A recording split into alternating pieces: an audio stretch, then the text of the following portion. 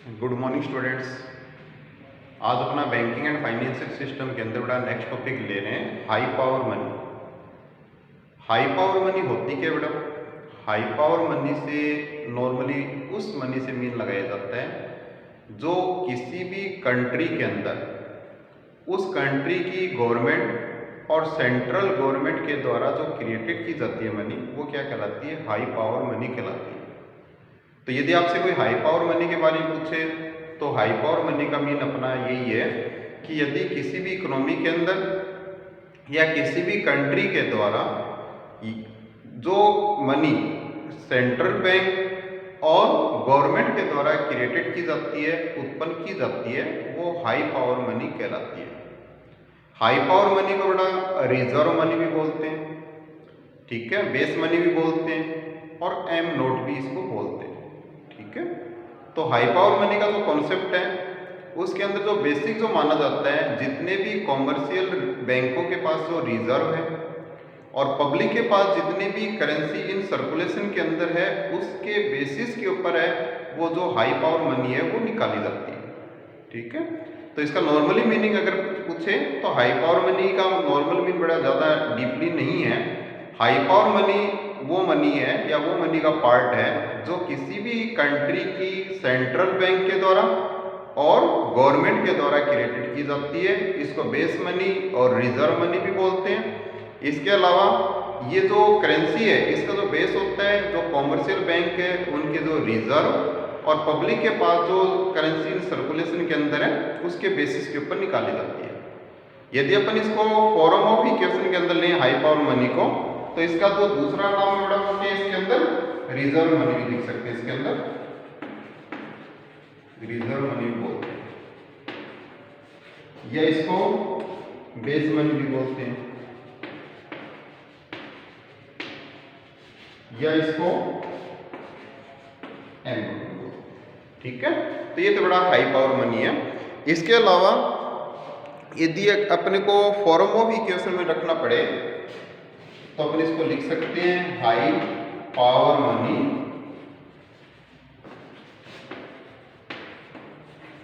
In form of equation. High power money का equation क्या दिया गया बेटा? इसके अंदर हाई पावर मनी को एच से इंडिकेट किया गया, ठीक है।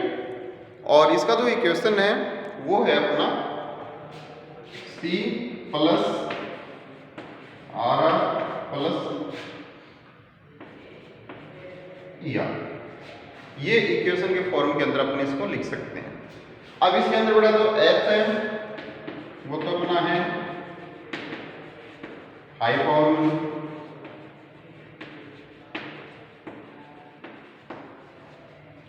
C है इसके अंदर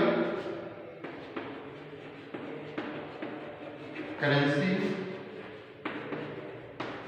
विद पब्लिक, जनता के पास कितनी करेंसी है। उसके बाद में नेक्स्ट है इसके अंदर RR। RR का मतलब है इसके अंदर रिक्वायर्ड रिजर्व। जो रिजर्व है जो कॉमर्शियल बैंकों को रखना पड़ता है उनके लिए रिक्वायरमेंट है बेटा, वो रिक्वायर्ड रिजर्व है, वो RR कहलाता है इसके अंदर। उसके बाद में है ER, कोई भी एक्स्ट्रा रिजर्व जो पड़ा हो या रखा गया हो वो क्या कहलाता है? इसके अंदर ER कहलाता है, यानी एक्स्ट्रा रिजर्व इसके अंदर इसको ले सकते हैं। तो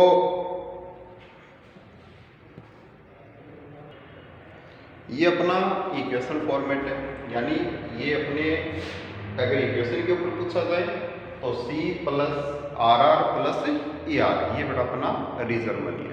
तो रिजर्व मनी यानी हाई पावर मनी या बेस मनी या एम नोट के बारे में तो नॉर्मली बेटा ये इतना ही है कि जो करेंसी है या जो मुद्रा है उसका जो उत्पत्ति है या उसका क्रिएशन है वो रिजर्व बैंक या सेंट्रल गवर्नमेंट द्वारा जो की जाती है वो हाई पावर मनी कहलाती है।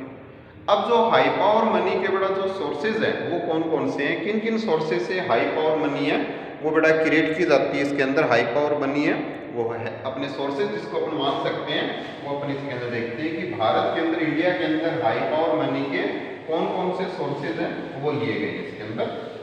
तो इसके पॉइंट है बेटा पॉइंट के अकॉर्डिंग अपन ले रहे हैं इसको। तो इसके अंदर जो फर्स्ट सोर्स है अपना वो है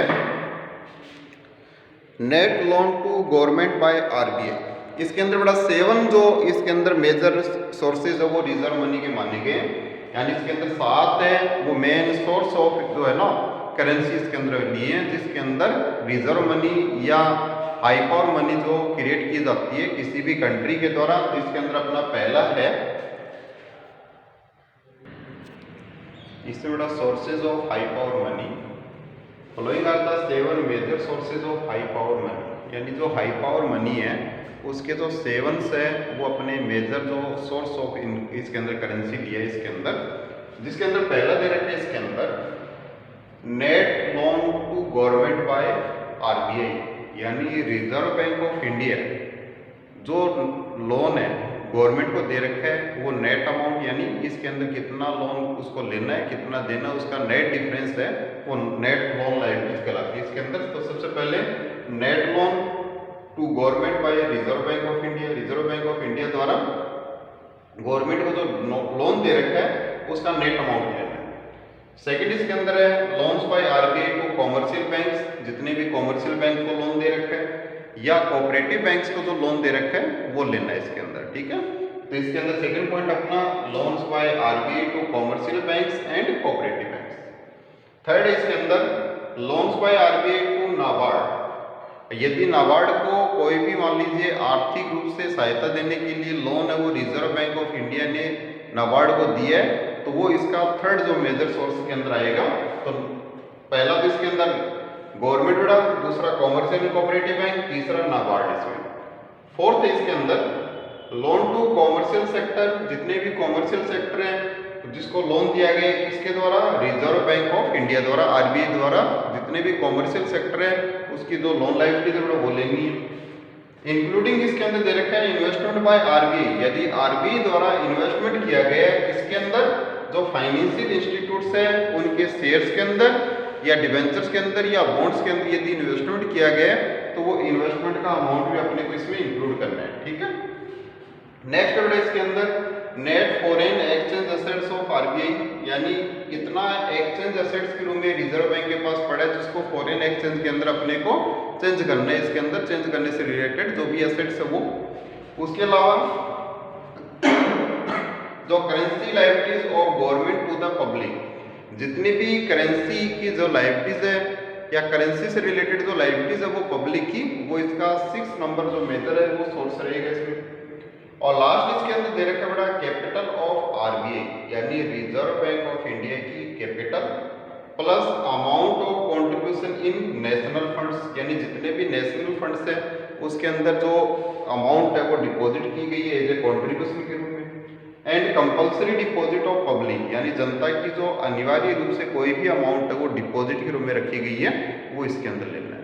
लेकिन इसके अंदर जो 7 पॉइंट है बेटा वो इसके अंदर अपन इसकी हाई पावर मनी को कैलकुलेशन करने के लिए 1 + 2 + 3 + 4 + 5 + 6 ये 7 नंबर पॉइंट है ये इसमें से माइनस हो जाता है, क्योंकि ये जो ये जनता का जो पैसा है वो रिजर्व बैंक के पास वापस चला जाता है या गवर्नमेंट के फंड के अंदर दोबारा चला जाता है। तो इसके अंदर इसको हाई पावर मनी में से क्या किया जाता है माइनस कर दिया जाता है, यानी इसमें से लेस कर दिया जाता है।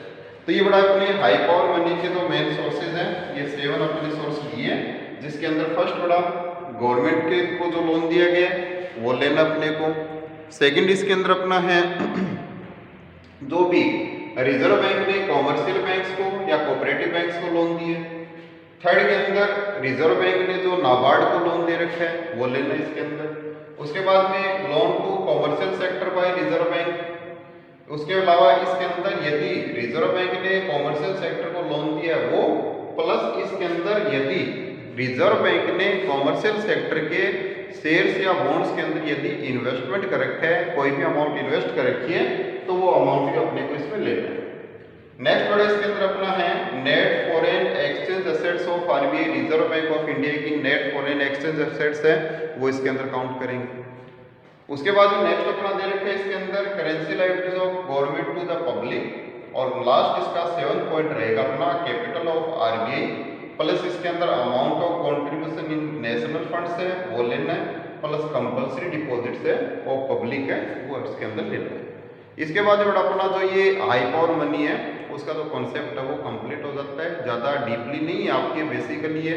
तो यदि एग्जाम में आ जाता है क्वेश्चन में आता है तो पहले तो हाई पावर मनी का मीन बताना है। हाई पावर मनी का सिंपल सा मीन बड़ा इतना ही है कि जो मनी है देश के सेंट्रल बैंक के द्वारा या गवर्नमेंट के द्वारा क्रिएट की जाती है, उत्पन्न की जाती है, वो हाई पावर मनी कहलाती है। इसके अंदर नॉर्मली बड़ा क्वेश्चन के फॉर्म में अगर इसमें 3 चीजें ली जाती है, एक तो C plus R R plus E are.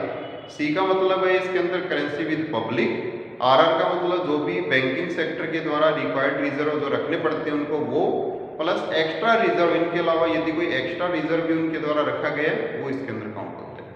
ठीक है, और उसके बाद भी यदि इसके सोर्सेज के बारे में पूछा जाए तो इसके जो मेजर आपके बेटा जो 7 सोर्सेज ऑफ इसके अंदर हाई पावर मनी है वो अपन इसमें लिए है। तो ये इसके मेन सोर्सेज है जो इसके द्वारा हाई पावर मनी है वो बेटा क्रिएट की जाती है, उत्पन्न की जाती है इसके अंदर। ठीक है, तो ये बड़ा आपका हाई पावर मनी का टॉपिक था, छोटा सा टॉपिक है, ये अपना कंप्लीट हुआ है। नेक्स्ट क्लास में बड़ा इसका नेक्स्ट पॉइंट है वो अपन डिस्कस करेंगे।